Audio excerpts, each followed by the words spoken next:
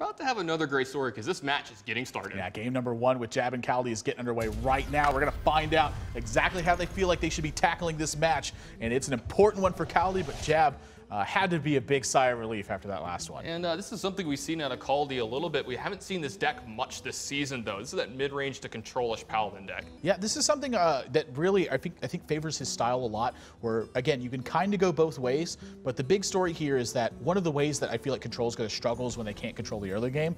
This Paladin deck does an excellent job of doing that. Yeah, I actually like this against Jab and Jab's normal range, because this deck can scale with some of the best mid-range decks, but it also fights for the board so well with stuff like Zombie Chow, Shielded Minibot, Knife Juggler quality early in the game. I mean, look at this hand from Kaldi. I mean, it's aggressive.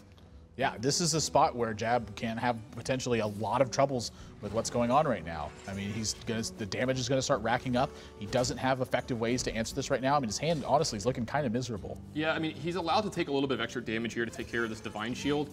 This Zombie Chow is effectively 5 life just sitting on the other side of the board. Kaldi has this in his deck just in case Jab's playing something like a Hunter and he needs to get on the board a little faster and start trading. But it's just going to get in. It's already gotten in 4 damage, so at this point, it's only gaining 1 life back for Jab. Yeah, this is looking like a swipe turn. Yeah, Jab knows he cannot afford to have this go on much longer. Yeah, this has to be, I have to believe it's going to be swipe into swipe. Yeah, if you're going to swipe once, I think you're very likely to swipe twice.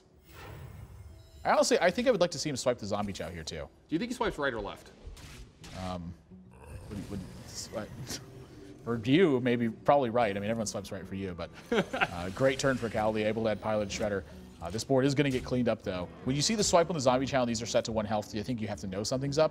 But can you pass up a Shredder turn? Yeah, I mean, you know there might be a second swipe there, but really, how are you going to play around this? You've already seen one side. Oh, no. You saw Jab actually react? It's not a normal reaction. Jab just clapped. Yeah, that's about as much as we've seen out of him the entire season. That's easily the most we've seen. Even when he messed up and misclicked his hero power 1 turn, yeah. he was kind of like, oh, no. He grinned a tiny bit, stroked his beard a little bit. Readjusted the Fu Manchu going on.